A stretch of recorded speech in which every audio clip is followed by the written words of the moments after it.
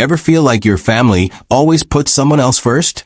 Well, in today's story, this woman's vacation plans were hijacked by her golden child sister and her kids, again. But what happens next will have you questioning how much we really owe our families. Is it time to finally say enough is enough? Or will the pressure keep her in the shadow of her sister forever? Stay tuned for the full story. And if you want to hear more, subscribe, hit the bell, and give this video a like. Don't wait, like it now. My family hijacked my vacation plans for my golden sister and her kids. But this time I had my own secret escape plan. Reddit, I need some perspective on this. I need advice with my family predicament, which has been accumulating for decades, but it's a long one. Despite growing up in a seemingly typical suburban Massachusetts family, I, 35F, have always struggled with this particular dynamic.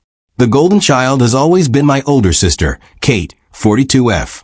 Our home has been a monument to Kate's life since I can remember, with every wall adorned with her accomplishments and every discussion focused on her life.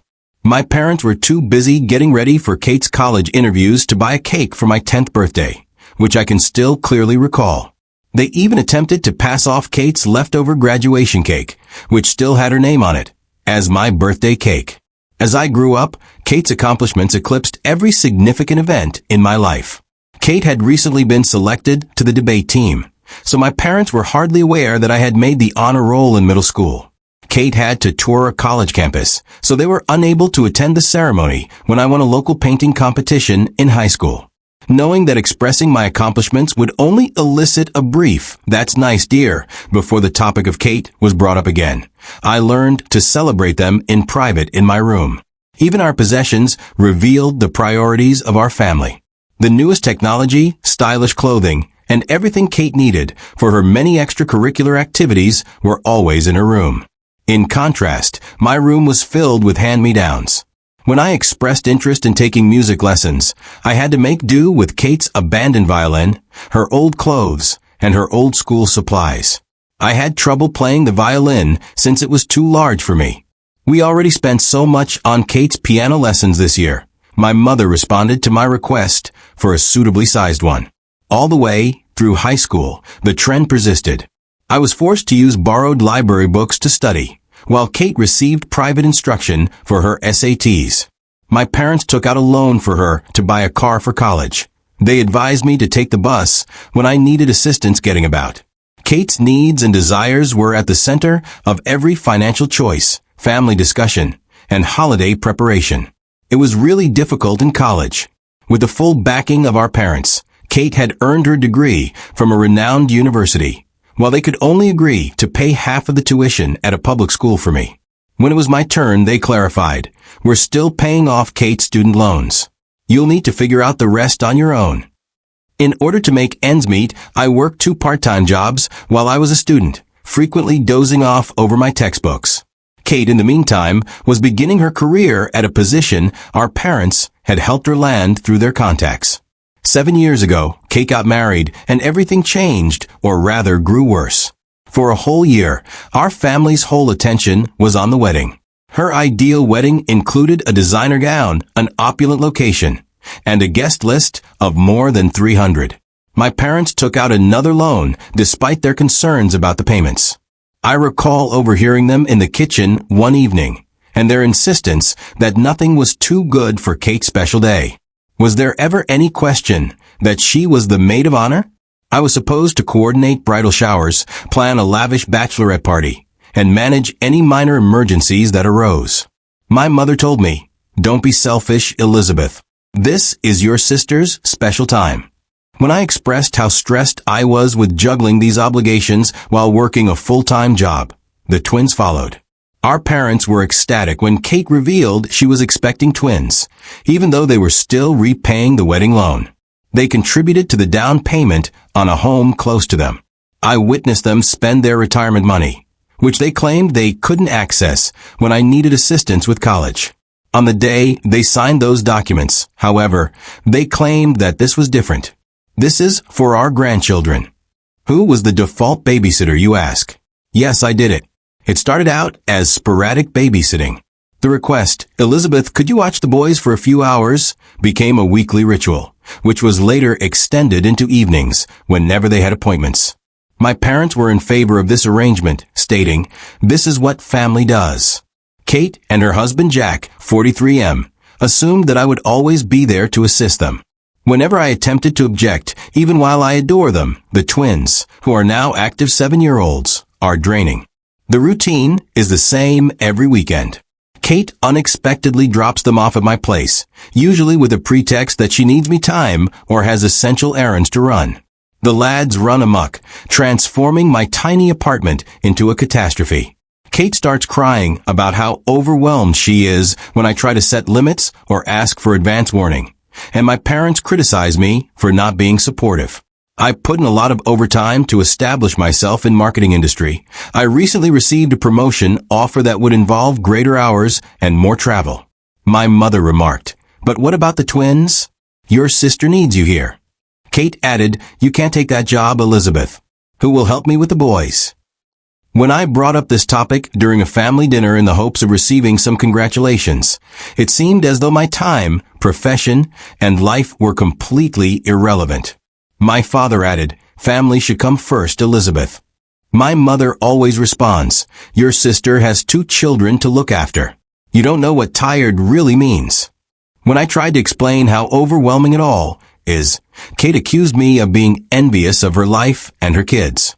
She replied, "You're just bitter because you're still single," as though my marital status were the only factor that determines my value as a person. After a particularly demanding weekend with the twins, I made the decision to finally treat myself to a beach vacation. Last month, they had successfully damaged my laptop and left permanent markings on my couch. I knew I needed a vacation. I discovered a small, unpretentious resort in Florida that was ideal for a tranquil retreat. My mother's eyes glowed when I brought it up during our weekly family supper. "Oh, that's perfect. We should all go together. The twins would love the beach." Before I could protest, Kate had already begun organizing events. She stated, "You can take the boys swimming while Jack and I have some alone time," as though my trip would naturally turn into a time for them to be looked after, in exchange for my assistance with the twins, of course. My parents even offered to upgrade my reservation to a superior resort where they would all stay, totally disregarding the fact that this was meant to be my vacation. They began organizing activities and outings centered around what the twins would like.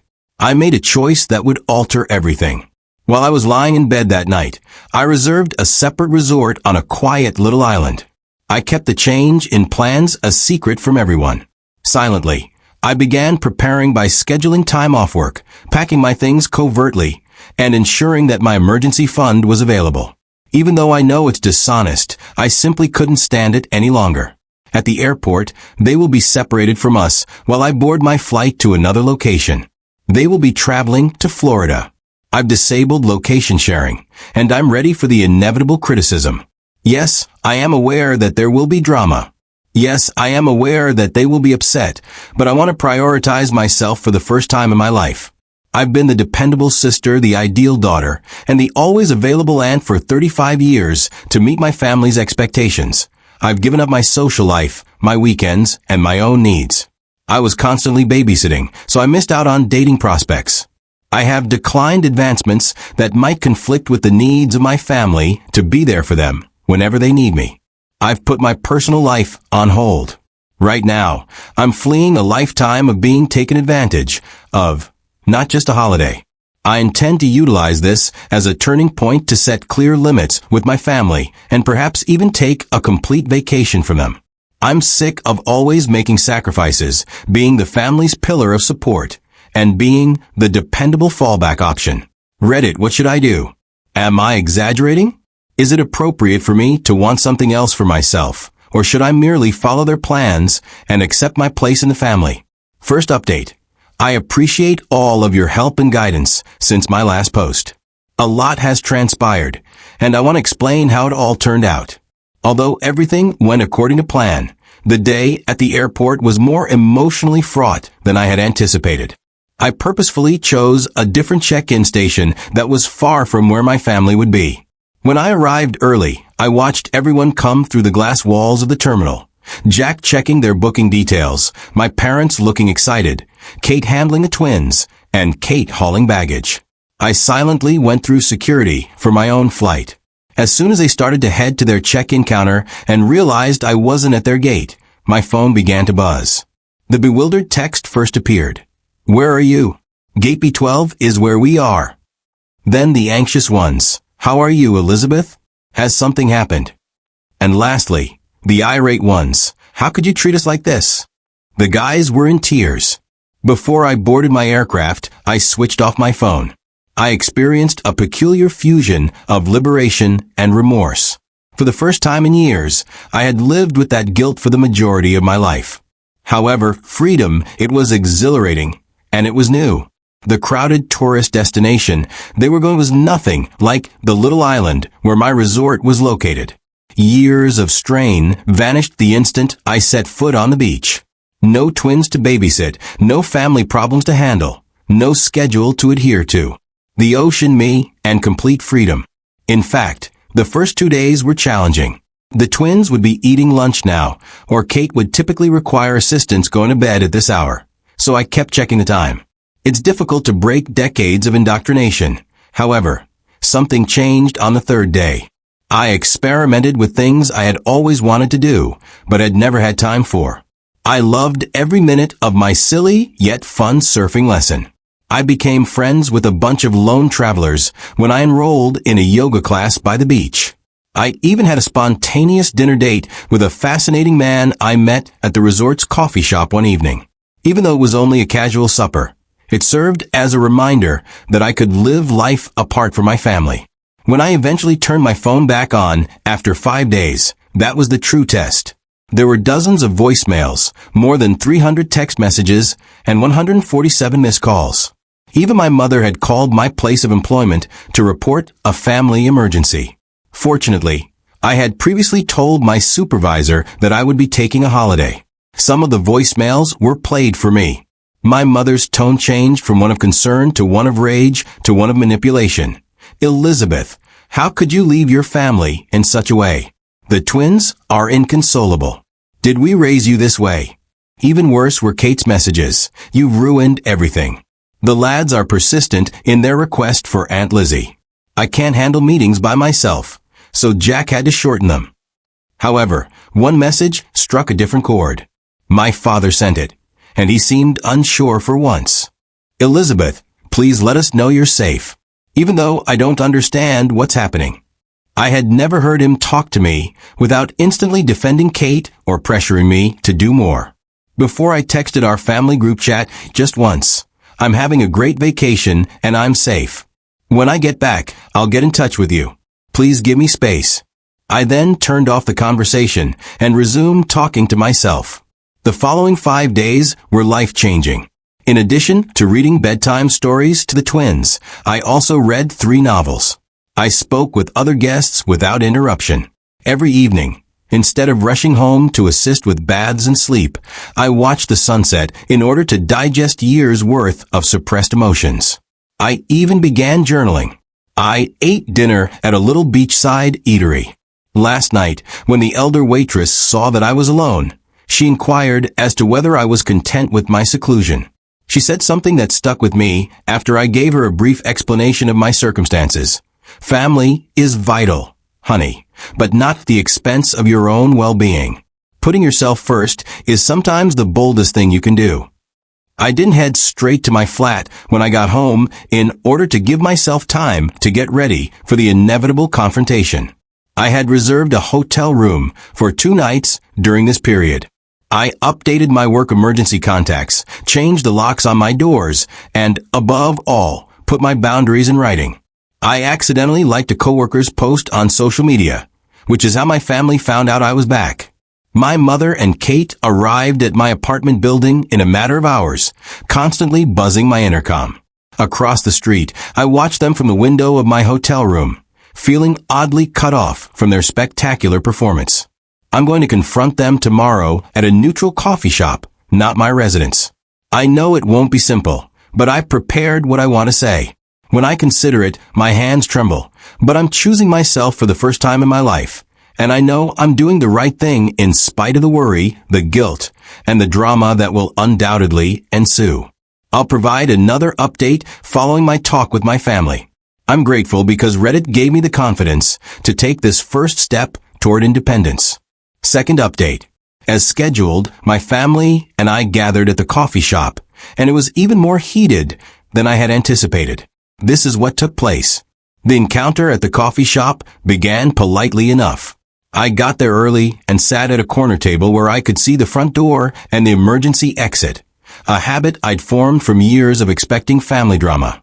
I could hardly grasp my coffee cup because my hands were shaking so much. My parents, Kate, and surprisingly Jack all showed up together. I was glad there were no twins. I raised my hand and said what I had practiced before they began their planned speeches. I'm establishing boundaries, and they can't be negotiated. The 2 hours that followed were a masterclass in manipulating emotions. Kate started crying as she described how my absence had traumatized the twins. My mom attempted to instill guilt, saying, "Following all that we have done for you." Unexpectedly, Jack tried to mediate by offering a compromise in which I would only see the kids every other weekend. For the most part, my dad sat quietly and uneasy. Kate's statement, "You're being selfish. Family means sacrifice," was the pivotal moment. Something broke inside of me. Clearly but calmly, I responded, "Yes, family means sacrifice, but it's supposed to go both ways. When was the last time any of you sacrificed anything for me?" The ensuing hush was deafening. I revealed everything for the first time.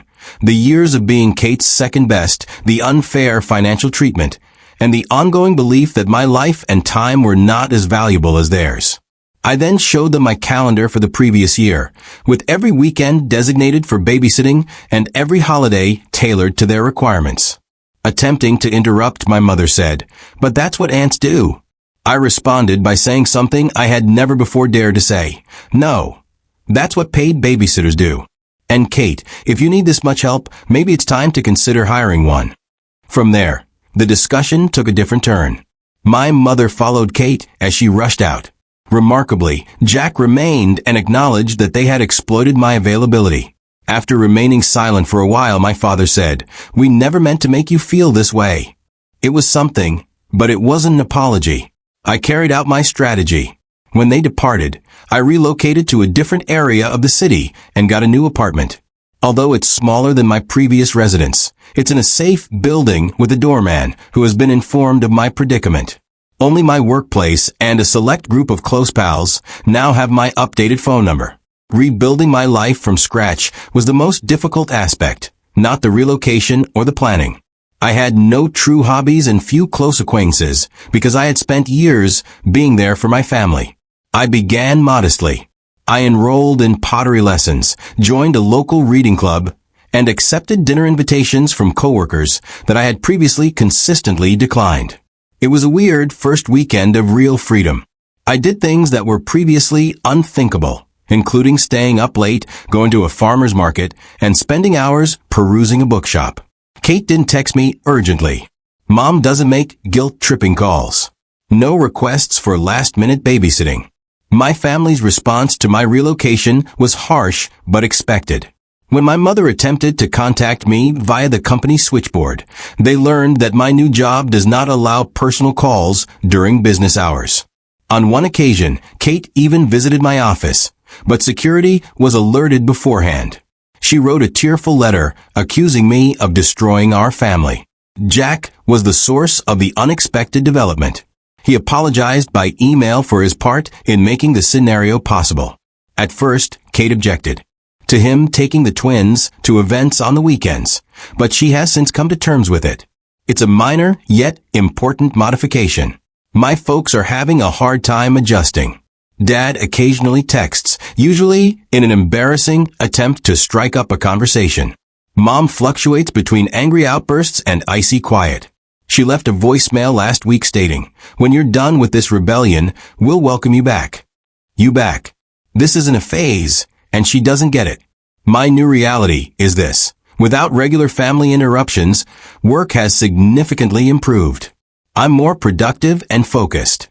After noticing the shift, my supervisor assigned me to oversee a significant new project for the first time in years. I'm also dating casually, but I'm taking it slow. Internally, there has been the biggest shift. I no longer have the ongoing background anxiety that I had for years. I've started exercising frequently, improved my diet, and slept better. According to my therapist, yes, I have finally begun therapy. I am beginning to recuperate from what she refers to as chronic family stress syndrome. The twins sent me a gift last weekend that included handcrafted notes expressing how much they miss me. Even though it was bittersweet, I remained resolute.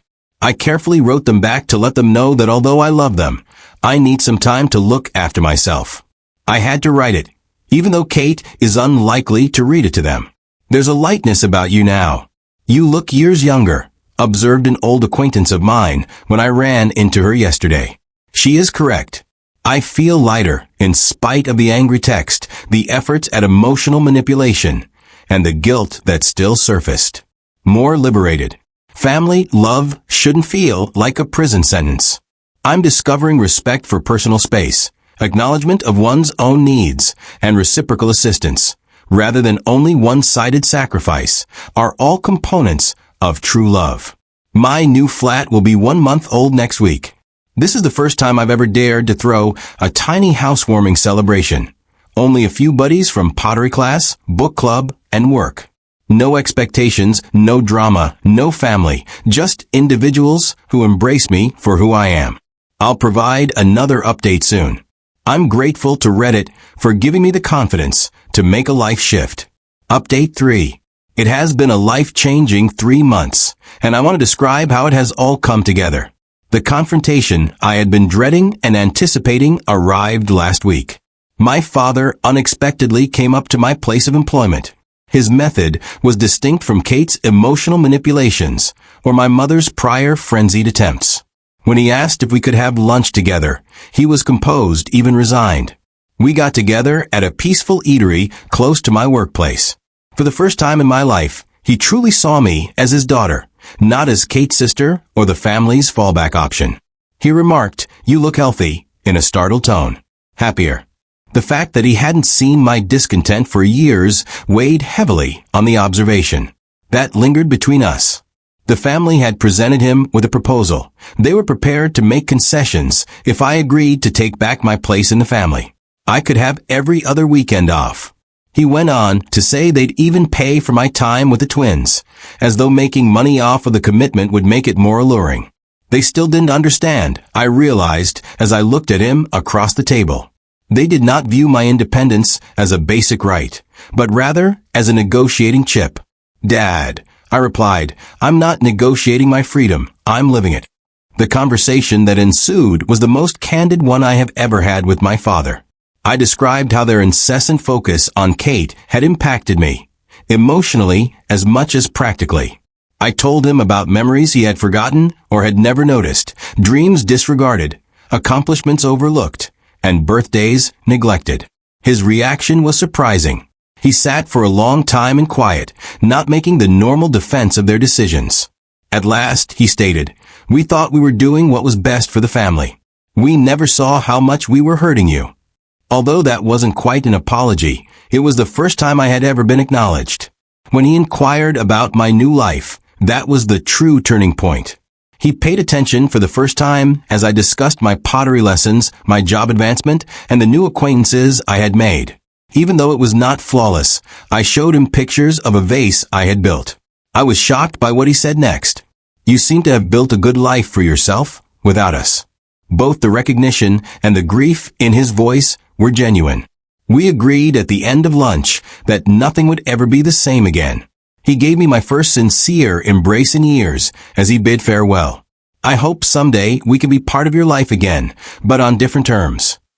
That exchange appeared to set off a final round of family strife. After learning of our lunch, my mother began a fresh round of emotional attacks. She has been informing family members that I need an intervention because I'm having a breakdown.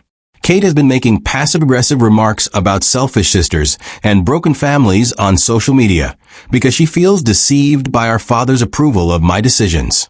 The difference is that none of it has the same impact on me as it formerly did.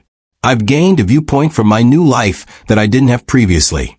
Their actions, in my opinion, are an attempt to keep control over someone who has finally gained their freedom. My new flat seems like home now. My attempts at pottery and pictures of my chosen family, friends who value my independence and respect boundaries, fill the walls. Adorn the walls. I've begun teaching my less experienced coworkers at work, ending the vicious loop of toxic support that has long ensnared me. My connection with time has changed the most. I get to spend the weekends any way I want. I've started learning Spanish, joined a local hiking group, and even started dating someone who respects and values my limits. I'm creating a life for the first time that is true to who I am rather than what my family demands of me. The twins sent me a homemade card last Sunday, which was obviously written under supervision. It was filled with regrettable statements about how much they miss their aunt. This would have previously led me into a downward spiral of uncertainty and remorse. Rather, I responded with a tender yet strong letter stating that although I may not be as involved in their everyday life, my love for them hasn't changed, and that sometimes grown-ups need to look for themselves. According to my therapist, I am exhibiting what she refers to as post-traumatic growth, not merely moving past the past, but creating something more robust and wholesome in its stead.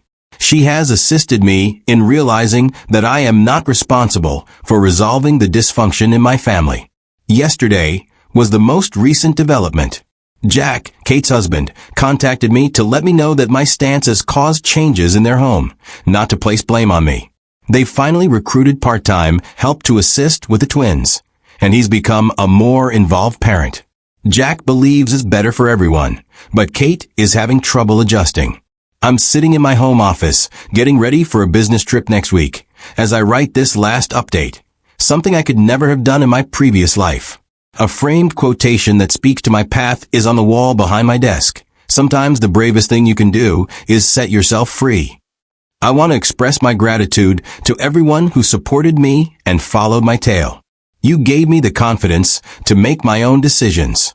If you're wondering if people in comparable circumstances are selfish for desiring their own lives, know that you're not. Being free is not selfish.